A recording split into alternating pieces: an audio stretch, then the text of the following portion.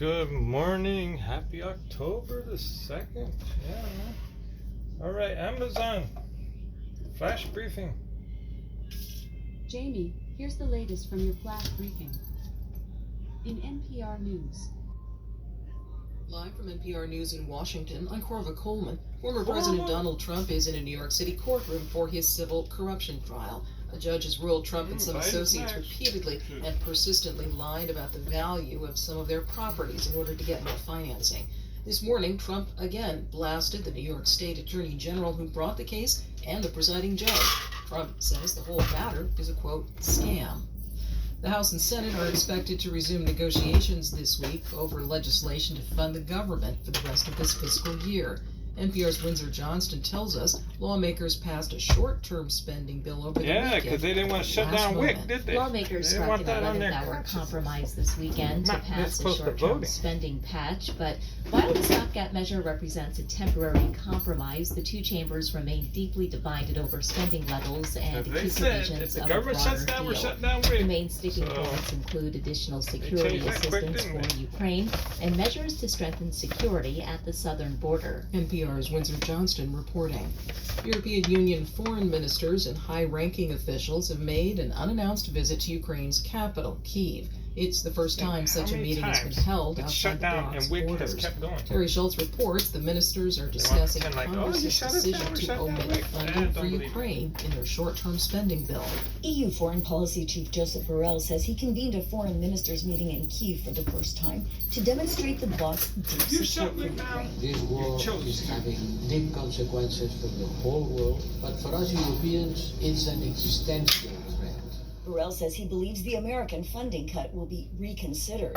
Ukrainian Foreign Minister Dmytro Kuleba echoed that opinion. The United States understands that what is at stake in Ukraine is much bigger than just Ukraine. It's about the stability and predictability of the world.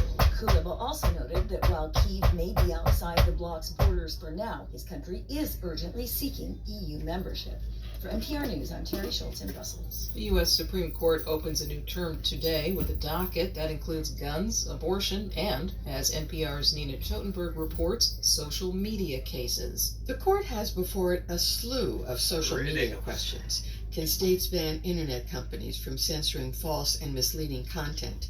Can public officials ban constituents from their private social media accounts? And is it unconstitutional for government officials to communicate with internet companies in an effort to get false and misleading information flagged or removed?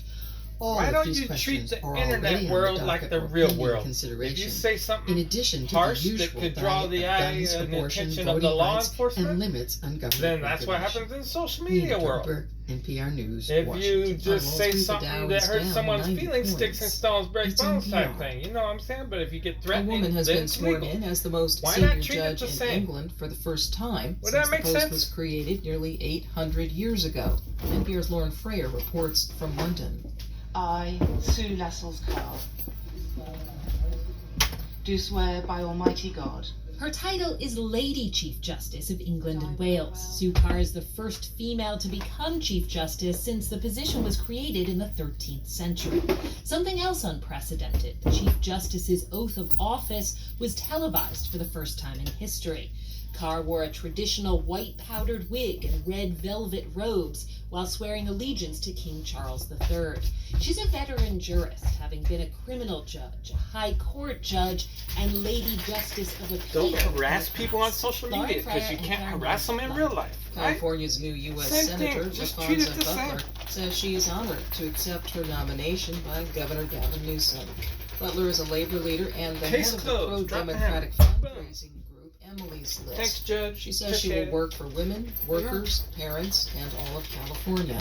Butler added she'll also work to live up to the legacy of late Senator Dianne Feinstein, who died last Thursday. One of the biggest healthcare strikes ever in the U.S. could start Wednesday and run through Saturday morning.